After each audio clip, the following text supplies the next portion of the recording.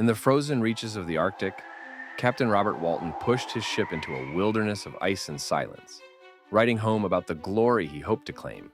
Then, across the jagged field of ice, the crew spotted a vast, unnatural figure moving through the storm, too large, too solitary, too deliberate to be mistaken for a man.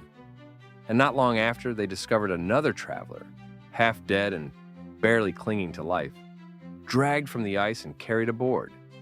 Victor spoke with the urgency of a warning, begging Walton not to sacrifice his soul to ambition as he had, because his story was not one of discovery, but of ruin. Victor's life had begun far from ice, in Geneva, surrounded by a loving family, raised with comfort, education, and affection. With Elizabeth Lavenza at his side as a cherished companion, and Henri Clerval as a bright and loyal friend. And though his childhood seemed blessed, tragedy arrived with cruel certainty as illness and death entered the household and tore away the people who anchored him. From that moment, Victor's mind turned toward the boundary between life and death, toward the terrible question of whether knowledge might undo what grief had done. And he began to devour books and theories with a desperation that looked like purpose. When he left Geneva for the University of Ingolstadt, the distance from home did not free him, it unchained him. He threw himself into scientific study, fascinated by the hidden mechanisms of nature. And slowly his curiosity hardened into obsession, as if the right experiment could command fate itself. He stopped living like a man among people and began living like a mind trapped in a room, measuring the world in diagrams, calculations, and sleepless nights.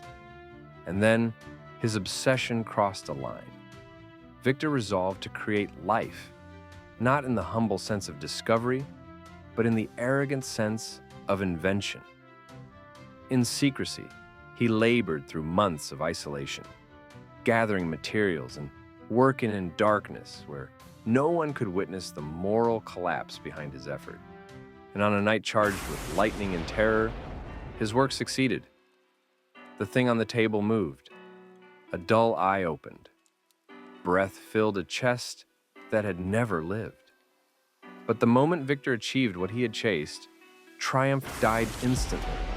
He was seized by horror at the form he had built, at the unnatural reality of it, and instead of embracing his creation, he fled like a man escaping a crime.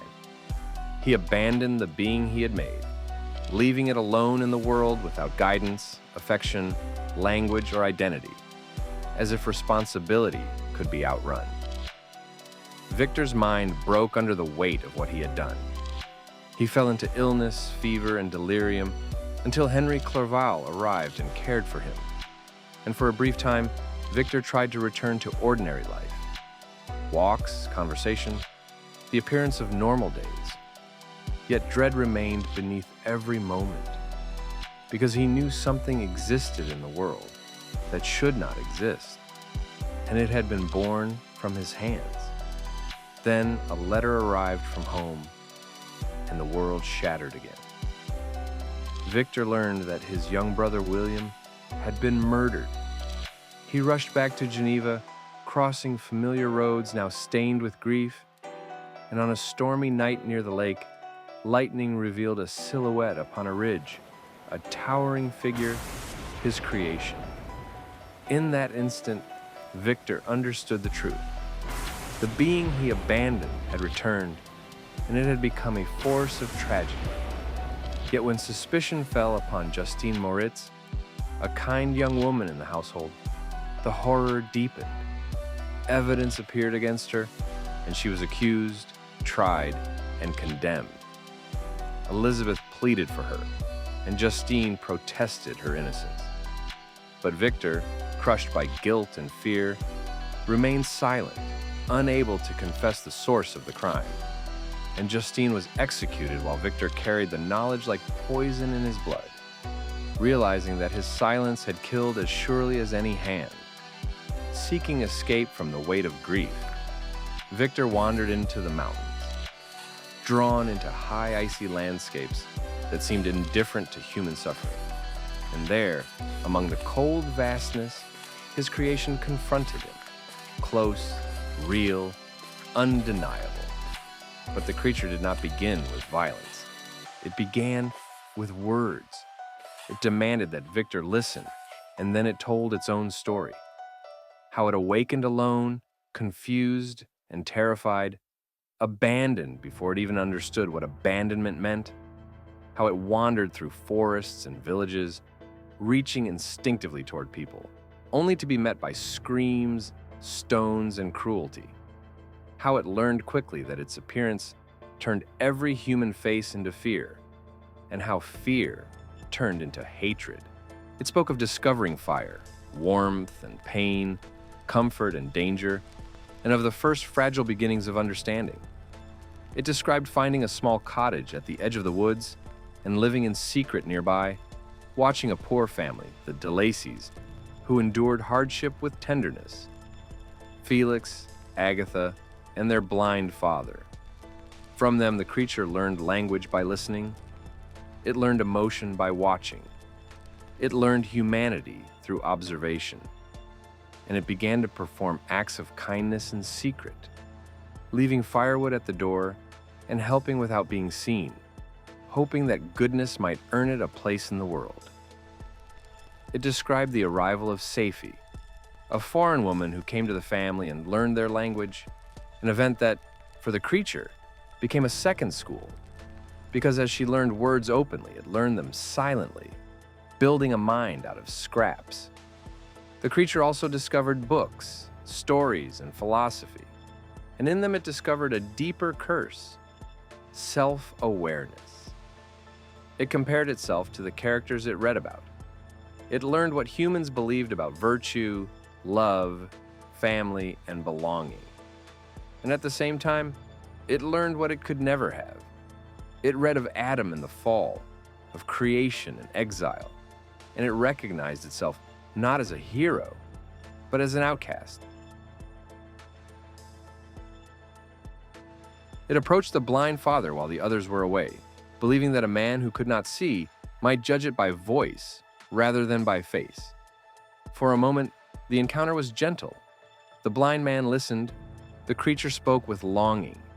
It reached toward the possibility of being accepted.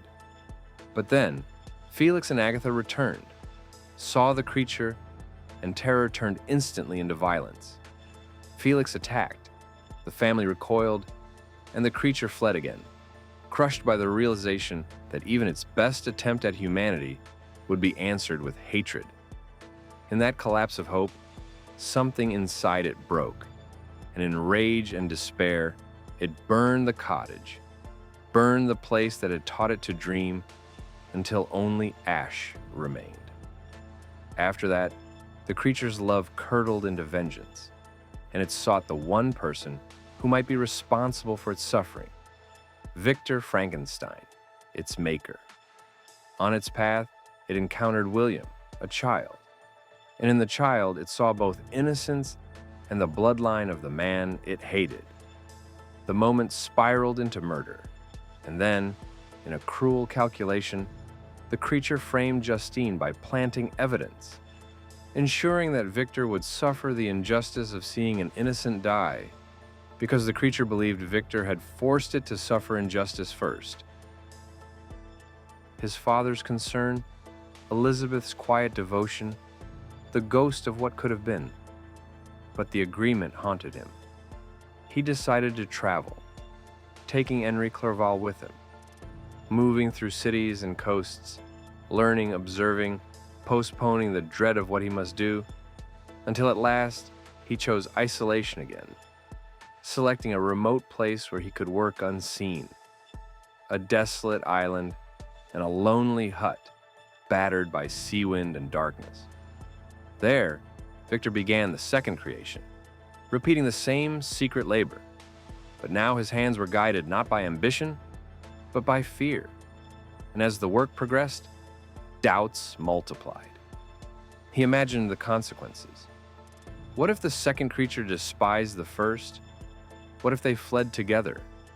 What if they created more beings? What if he unleashed Not one tragedy, but a new race of suffering and violence. In that terror, Victor's resolve snapped. He destroyed the unfinished companion, tearing apart what he had begun. Outside, watching through the window, the creature witnessed the destruction and transformed from pleading into vengeance. It did not need to shout. The promise it spoke was worse than a threat because it was precise. It swore it would be with Victor on his wedding night. Victor attempted to dispose of the evidence, taking the remains out onto dark water and casting them into the sea. But the sea did not cleanse him. Storms pushed him to an unfamiliar shore, and there he was seized and accused of murder. The accusation became horror when he was shown the body of Henry Clerval, his dearest friend, dead, and Victor understood that the creature's vengeance had already begun. Victor collapsed into fever again, imprisoned, delirious, and when he finally recovered enough to stand, his father arrived to bring him home, grieving and worn, trying to gather what remained of his family. Back in Geneva, Victor moved like a man already buried, and yet he pursued the last fragile hope of happiness. He agreed to marry Elizabeth, as if love could anchor him against doom, but fear stalked every moment. He interpreted the creature's threat as a promise to kill him, and on the wedding night, he obsessed over guarding himself, pacing, listening to every sound, searching the shadows, while the true target stood unprotected. The creature struck where Victor's soul was most vulnerable. Elizabeth was murdered, her life extinguished in the dark, and the creature vanished into the night like a curse fulfilled. Victor's father, devastated by the loss of his children and the collapse of his household, soon died of grief, and Victor was left with nothing but the one purpose that had consumed him from the beginning: obsession. Now it was not obsession with creation, but obsession with pursuit. Victor swore revenge and chased the creature across lands and seasons, following traces, footprints, and taunting signs, driven forward by rage and exhaustion, until the hunt carried him north, farther and farther into cold desolation, as if the world itself was emptying around him. At last, Victor reached the Arctic, and there, at the edge of human endurance, his body failed. He was found by Walton's ship and brought aboard, where he delivered his final warning: that ambition without restraint can destroy everything it touches, and that one must not sacrifice morality for greatness. Then Victor died, leaving Walton alone to decide whether to continue into the ice or preserve the lives of his crew. In the aftermath, the creature itself boarded the ship, not as a victorious villain, but as a grieving wreck of what it might have been, standing over Victor's body and confessing that its vengeance had not freed it but condemned it, that each crime had deepened its misery rather than relieved it. Walton listened as the creature spoke of remorse and despair, and then, in the final cold silence, the creature departed into the white horizon to disappear forever, leaving behind a warning written not in words, but in the ruin of lives. That creation without responsibility is not brilliance but cruelty, and that when a being is brought into the world without compassion, the tragedy does not vanish. It returns again and again until someone finally pays the cost.